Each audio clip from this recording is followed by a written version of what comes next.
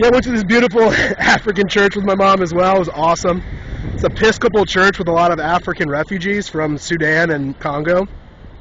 The most epic, weird blend of traditional with modern, with urban, with like rural, with American white, with African, like sub-Saharan black, you know? It was awesome. It was hilarious. The food was great. The music was great. The people were great. And they had this funny thing where they really don't like the cold. Like, obviously they're from Africa, you know, they really don't like the cold, but even more, they don't like trees. They don't like a lot of trees. Like, it's like an instinctual thing they have about, like, there's danger in the trees. You always have to be watching who's coming out of the trees, what's in the trees, animals, people, you know, whatever it is. There's threats in the trees, you know. So they don't really like being around a lot of it. A lot of them. It creeps them out. Like, them in a forest creeps them out more than it would creep us out, you know. But it was just funny hearing these, like, beautiful, funny, awesome African people just be like, yeah, I don't like Buffalo, New York. Not because it's freezing cold and it snows 2 feet high. They can put up with that. They can tolerate that. Their number one complaint is just too many trees. They literally said, too many trees. I don't like it. Ew, no, gross. Can't do it. Can't live there. Can't move there. Like, they'll put up with the cold, but hilariously, the trees are the problem. And I said it too. I might have said it on a stream, I might have not, but I just had the same exact thought in Oregon. I was driving around the middle of nowhere in Oregon, and there were too many trees, man. Something about it was like there was too many of them, and they were too close. And it is like a spooky, creepy feeling, especially like at sunset or sunrise or something when it's like a little dark. Not crazy dark where you can't see the trees, but not bright. It's like a weird thing that happens, like when the sun's kind of not fully there. With those trees, man, they get spooky. They do get creepy, they do get spooky, and I was like, dude, just cut these things down, man. Cut these things down, or I just gotta get out of here. You know, just get them out of my face. Cut them down, get them out of here. Too many trees, too cold. And it's hilarious. I mean, San Diego's a big refugee immigration spot. Obviously, it's on the border, so we're getting a lot of, you know, immigrants, legal and illegal, from the south. But also it's an international place, like a refugee hub. So we get a lot of Africans, we get a lot of like Asians, you know, people who are fleeing war-torn countries and stuff like that. And they're fun, they're cool, they're awesome, but this is like exactly the place where they should be. Like, they should be moving these people to San Diego. It makes sense. They fit in, the weather's great.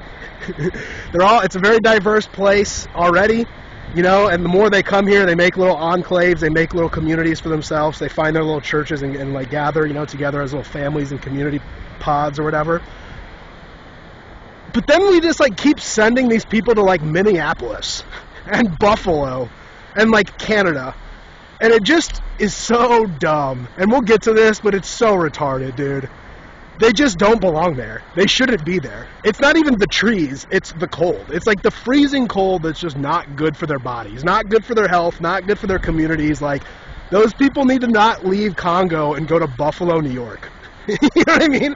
You shouldn't be taking someone from Somalia and putting them in Minneapolis. You shouldn't be taking someone from Syria and putting them into like Dearborn, Michigan, you know?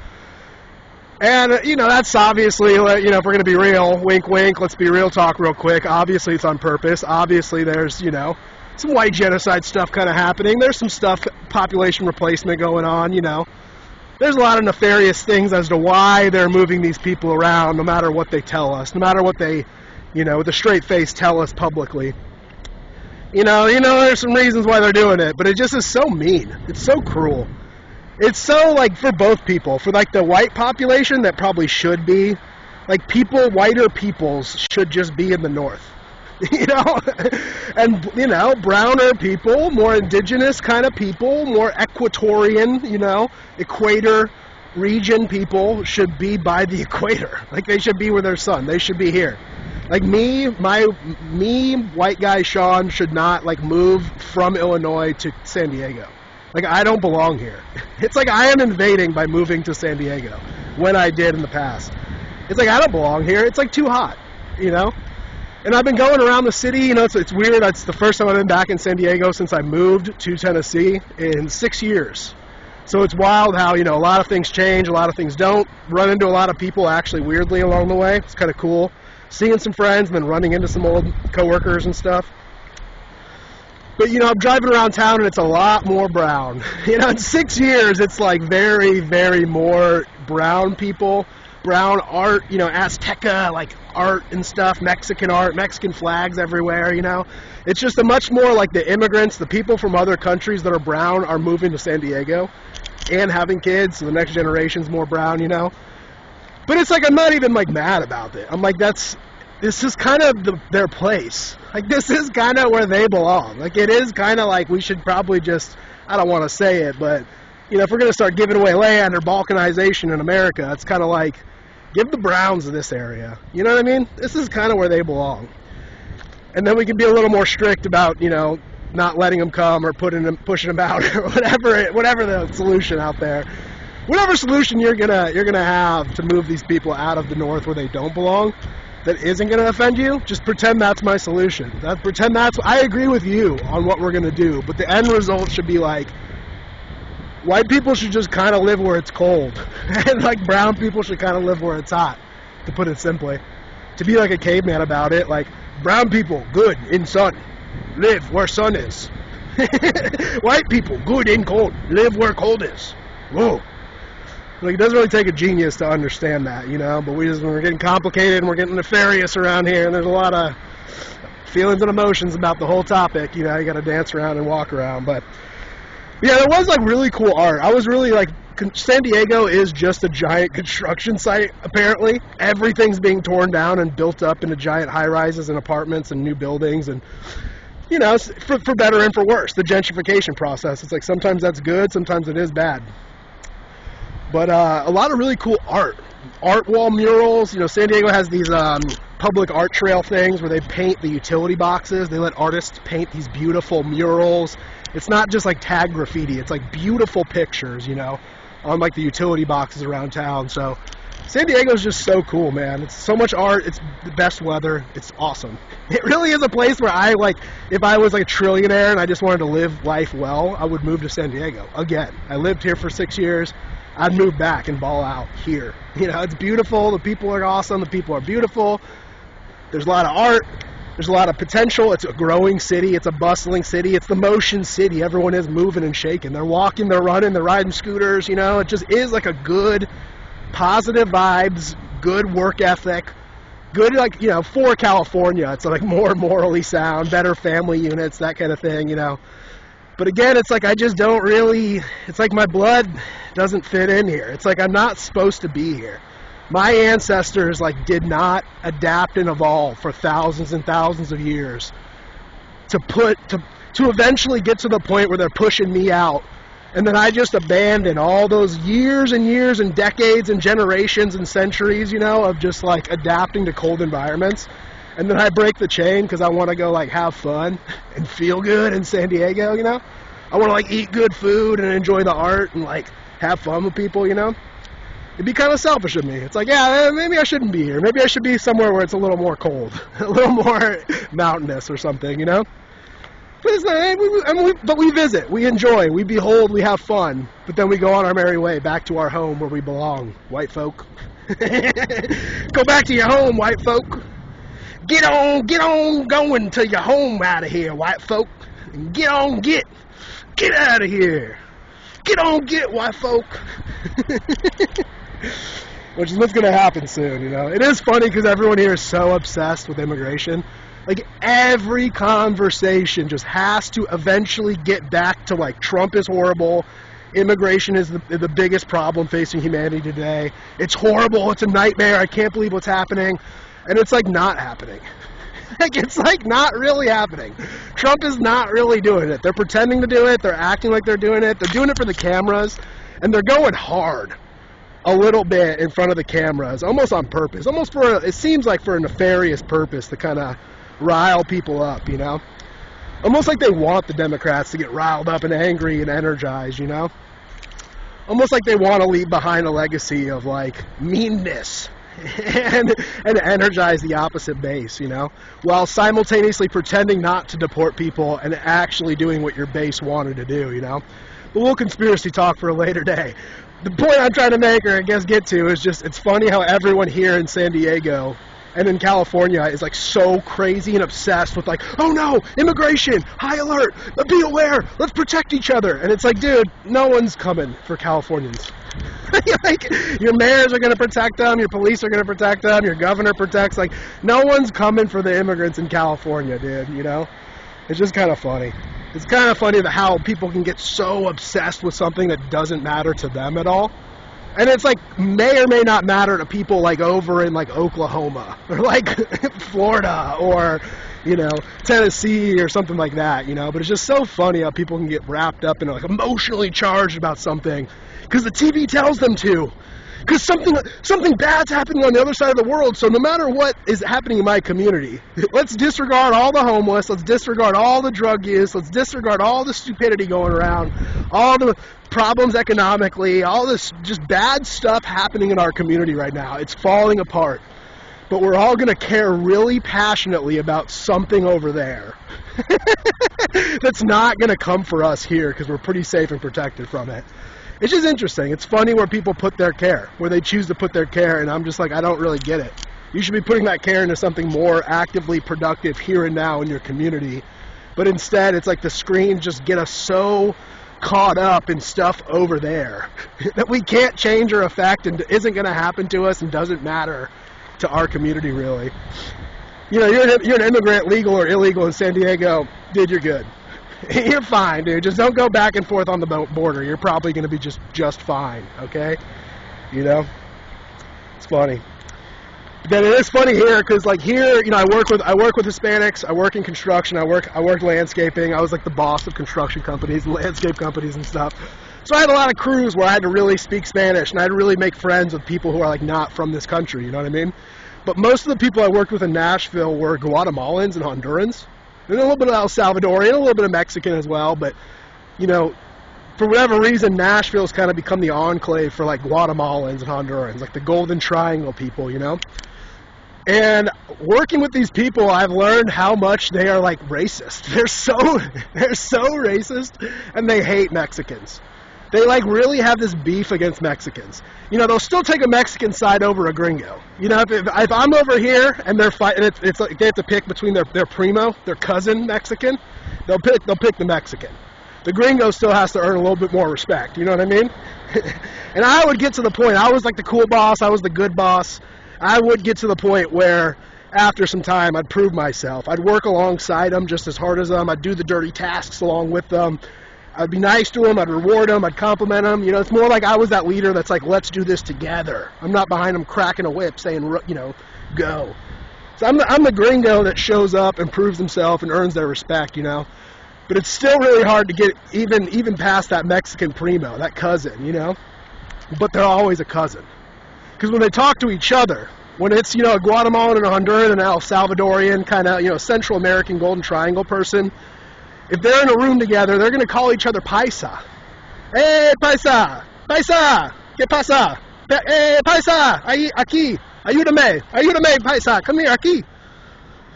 And it's like countryman, patriot. You know, if you were an American, you went to Europe, you ran into an American, you'd be like, hey, my brother, my American countryman. It's like that, like, we are united. We are brothers. We are blood. We are the same tribe, you know?